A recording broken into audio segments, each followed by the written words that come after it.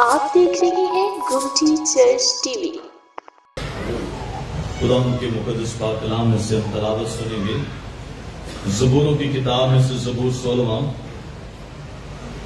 پرانے عہد نامہ میں سے زبوروں کی کتاب اور زبور 16واں، داؤد کا مقدام۔ اے خدا میری حفاظت کر، کیونکہ میں تجھ ہی میں پناہ لیتا ہوں۔ میں نے خداوند سے کہا ہے تو ہی رب ہے، تیرے سوا میری بھلائی نہیں۔ زمین کے مقدس لوگ وہ برگزیدہ ہیں جن میں میری پوری خوشنودی ہے۔ غیر معبودوں کے پیچھے دوڑنے والوں کا غم بڑھ جائے گا۔ میں ان کے سے خون والے تپاون نہیں تپاؤں گا، اور اپنے ہونٹوں سے ان کے نام نہیں لوں گا۔ خداوند ہی میری میراث اور میرے پیالے کا حصہ ہے۔ تو میرے بکرے کا محافظ ہے۔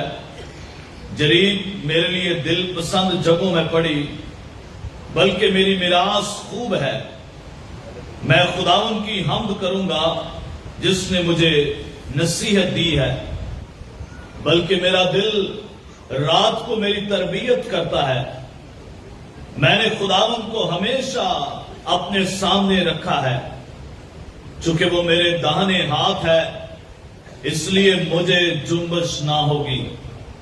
اسی سبب سے میرا دل خوش اور میری روح شادمان ہے۔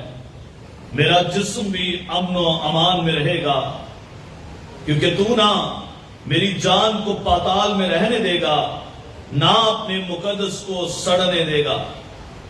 تو مجھے زندگی کی راہ دکھائے گا۔ تیرے حضور میں کامل شادمانی ہے، تیرے دانے ہاتھ میں دائمی خوشی ہے۔ خدا کا شکر اس کے کلام کے لیے، آمین۔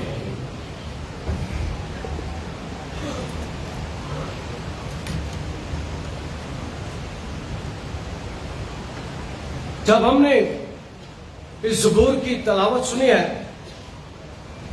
تو پادری صاحب نے اس کا سرنامہ یا ٹائٹل بھی پڑھا ہے۔ ٹائٹل اس کا ہے مقدام، اور یہ مقدس داؤد کی دعا ہے۔ مقدام کا مطلب تقریباً لوگ بھول چکے ہیں۔ انہوں بھی کہتے ہیں کہ اس کے مطلب کا نہیں پتا بہت زیادہ، لیکن کچھ کا خیال ہے کہ اس کا مطلب ہے سنہرا زبور، سنہری زبور، اور اس کا مطلب ہے کہ تپائے ہوئے خالص سونے سے زیادہ قیمتی، اور اس کی قدر و قیمت بہت زیادہ ہے۔ اس مقدام کا مطلب ہے کھورچ کر لکھ دینا، کندہ کر دینا، اور اپنے دل میں اسے رکھ لینا، کیونکہ اس کا پیغام بہت خوبصورت ہے۔ یہ پرانے عہد نامے میں زبوروں کی کتاب میں چھپا ہوا خزانہ ہے۔ اس میں جو پیغام دیا گیا ہے وہ بڑا ہی اعلیٰ ہے، اور جب یہ زبور مقدس داؤد لکھ رہا ہے تو لگتا یوں ہے کہ وہ ڈرتا اور بھاگتا پھرتا ہے، اور وہ یہ دعا کرتا ہے، اس کا مقابلہ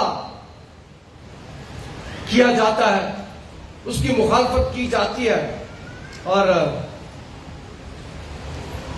مقدس داؤد جس کے پاس ہزاروں کی تعداد میں سپاہی تھے، جب وہ عہد کا صندوق فلسطینیوں سے لے کر آیا تو اس کے ساتھ 30,000 جنگی مرد تھے، اور جب وہ لے کر آ رہا ہے تو اس کے ساتھ میں نے بیان کیا ہزاروں کی تعداد میں سپاہی تھے، اور جب وہ اس کو لے کر آ رہا تو اس نے اس وقت زبور 24واں لکھا تھا، اور 24ویں زبور میں وہ جب عہد کے صندوق کو لے کر آ رہا ہے تو وہ وہی موقع تھا جب وہ آگے ناچتا ہے۔ مقدس داؤد عہد کے صندوق کے آگے آگے ناچتا ہے اور اسے شہر میں داخل کرتا ہے۔ اونچے کرو سے دروازوں، اونچے ہو سب درو، جان جلال بادشاہ میں سر تک اونچے کرو۔ یہ اس وقت اس نے یہ زبور لکھا تھا۔ اس کا مطلب ہے اس کے پاس ہزاروں کی تعداد میں सिपाही होते थे, लोग वो कहता है खुदा मेरी हिफाजत कर। इंसानों पर भरोसा नहीं करता, उसका अपना बेटा उसका मुखालिफ हो गया। बंदों पर भरोसा नहीं करता, वो कहता है खुदा तू मेरी हिफाजत कर। आमतौर पे हमारे घर वाले कई दफा हमारे मुखालिफ हो जाते हैं, और इंदिरा गांधी को उसके अपने गनमैन ने गोली मार के मार दिया जो उसकी हिफाजत की तनख्वाह लेता था। इसका मतलब है गनमैन भी उसकी हिफाजत नहीं कर सकते थे। हमारे मुल्क में गवर्नर पंजाब को उसके अपने गनमैन ने गोली मार के मार दिया क्योंकि इंसान उसकी हिफाजत नहीं कर सकते। कई दफा मुश्किलों में से गुजरते हैं। एक दफा एक खानदान यहां आया और मुझे कहते हैं कि पर सब बच्चा छत से दूसरी छत से शायद गिरा और नीचे गिरा, हमने उठाया और बच्चा बिल्कुल ठीक ठाक, खुदा ने इसकी हिफाजत की। ऐसी दवाई और भी आई कि खुदा ये मकान, ये मिस्त्री मकान बनाता है और बना रहा था मकान और छत से गिरा और गो से गिरा और फिर बच गया। कई लोग मुझे आके बताते हैं भाई साहब रास्ते में आ रहे थे, रक्षे का एक्सीडेंट हुआ, रक्षा उल्ट गया, लेकिन हम बच गए, खुदा ने हमें बचा लिया। बहुत से लोगों की जिंदगी में ये मिसाल है, और मेरे से बढ़कर मिसाल किसके पास होगी जब डॉक्टर भी जवाब देते हैं मेरा खुदा मुझे उठा खड़ा करता है। खुदा अपने लोगों की हिफाजत करता है। मुकद्दस दोस्त कहता है खुदा मेरी हिफाजत कर।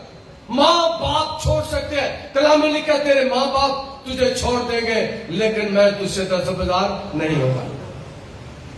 हमारे अपने, और मैंने एक बात बहुत देर पहले सीखी कि कराची में एक दफा टेलीविजन पर मैं सुन रहा था कि एक वालिदैन अपने बच्चों के गले में डालकर कुतबे फिर रहे थे कि बच्चे बराए फरोख्त। और पिछले हफ्ते की बात है कि इचरा में, लाहौर में एक मां ने अपने 3 बच्चों को मार दिया, गले काट दिए।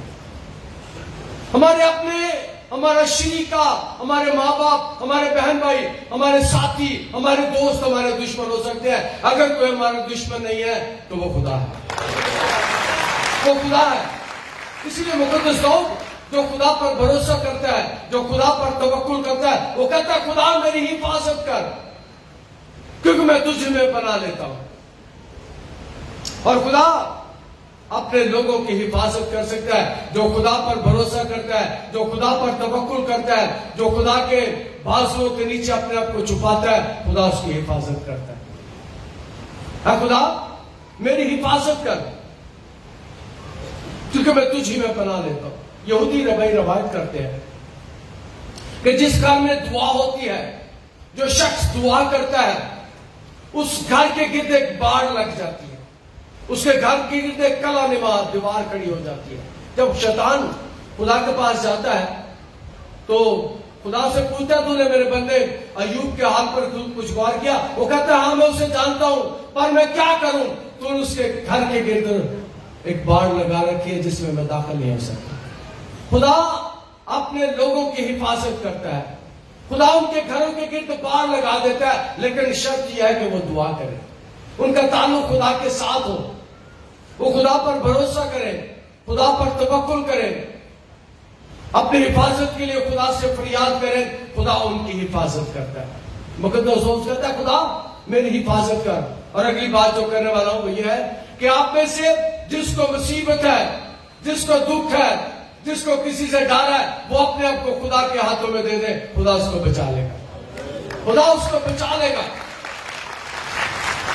अपने आप को यीशु के लहू से महफूज करें, अपनी जिंदगी में यीशु की फतह मंसूरी मांगे, खुदा आपकी हिफाजत करेगा, खुदा आपकी निगहबानी करेगा, खुदा आपको लाइलाज बीमारियों से निकाल देगा, खुदा आपको दुश्मनों से रहाई देगा, खुदा आपको मुसीबतों परेशानियों से रहाई देगा। ऐ खुदा मेरी हिफाजत कर।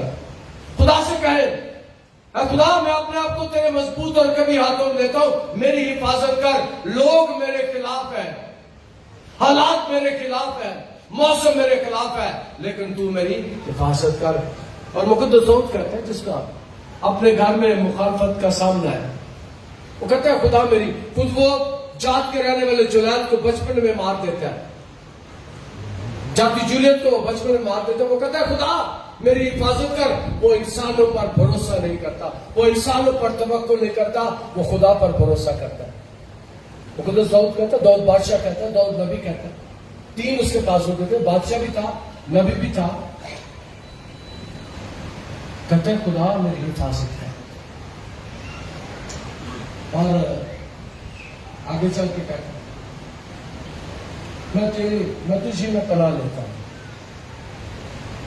میں نے اس رب سے کہا تو ہی رب ہے، تیری سوا میری بھلائی نہیں. اب وہ اگلی بات کہتا ہے خدا مجھے پتا ہے کہ تیرے سوا میری بھلائی کوئی نہیں، تو ہی مجھے بچا سکتا ہے، تو ہی میری مدد کر سکتا ہے، تو ہی مجھے مشکل سے نکال سکتا ہے، تو ہی مجھے دشمنوں سے چھڑا سکتا ہے، تو ہی مجھے فتح دے سکتا ہے. میں اس لیے تجھ پر بھروسہ کرتا ہوں، میں تجھ پر توکل کرتا ہوں.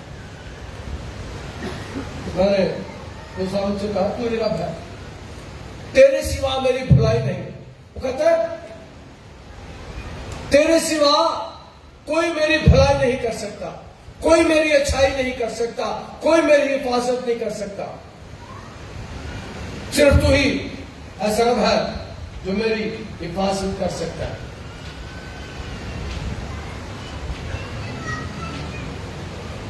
زمین کے مقدس لوگ برگزیدہ ہیں جن میں میری پوری خوشنودی ہے.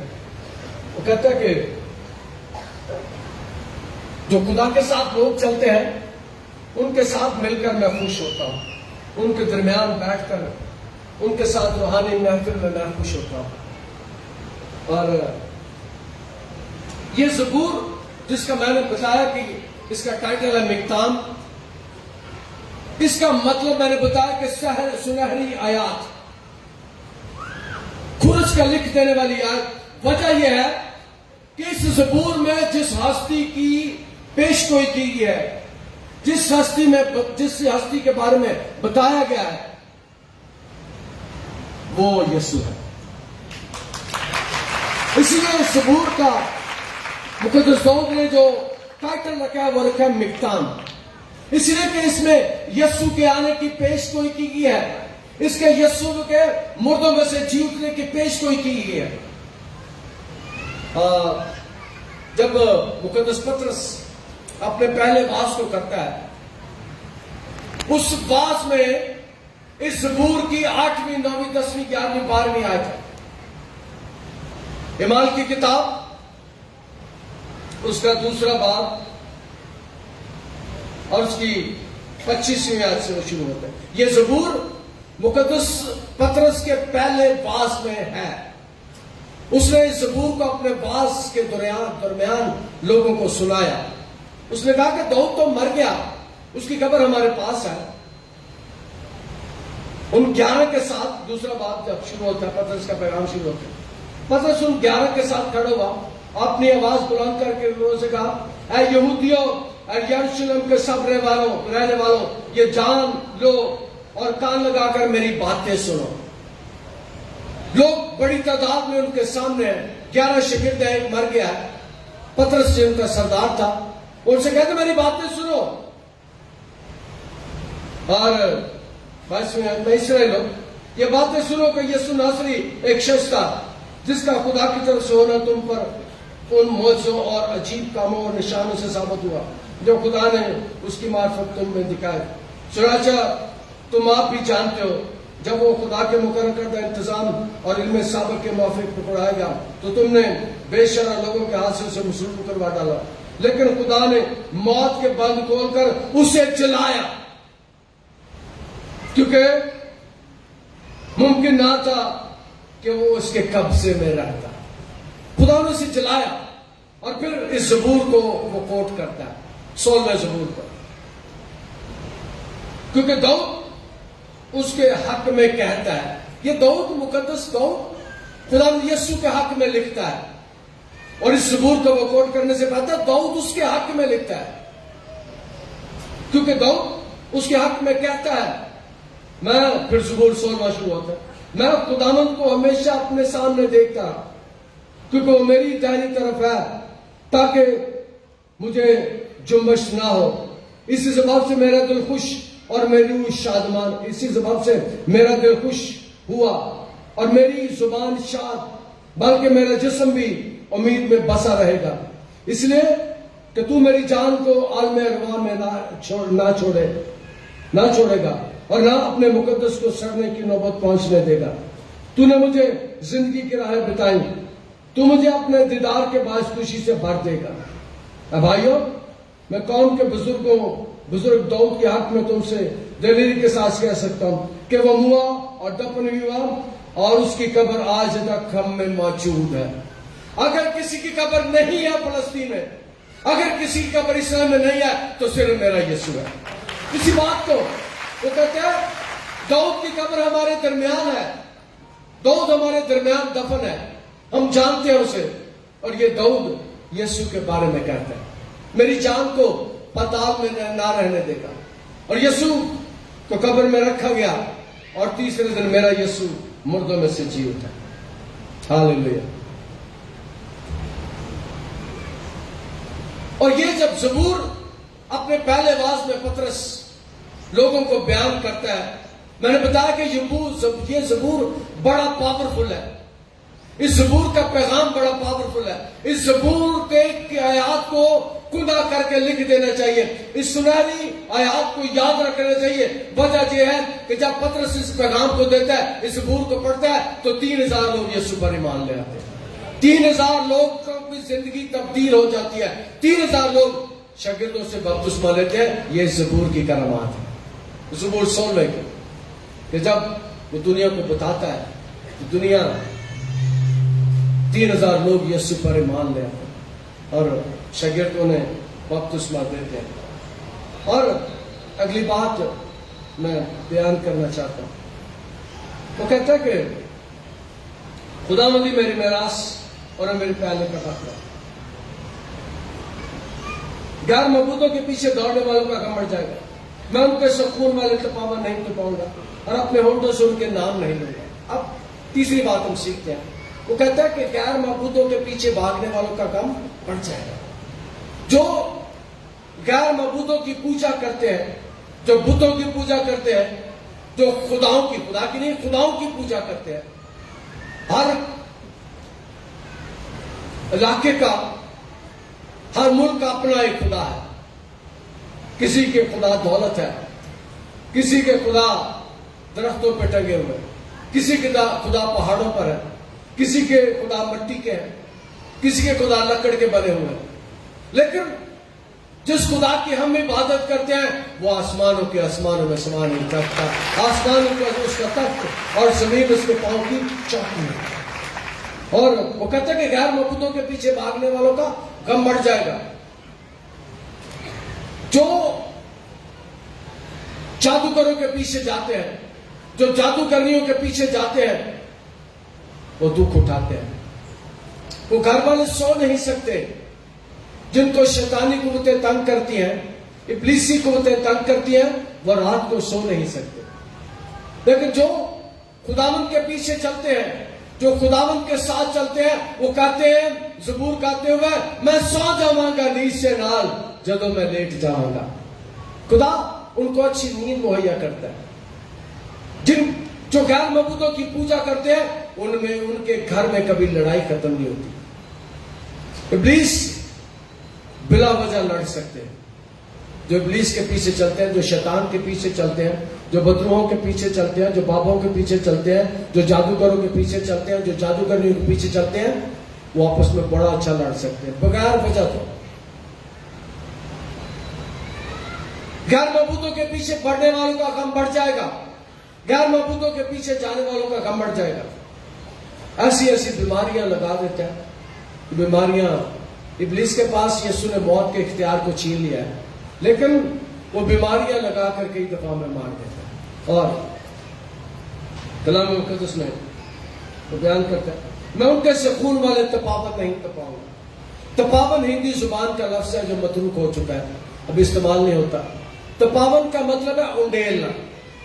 کسی چیز کو پنجابی کے اندر ڈولنا، انڈیلنا.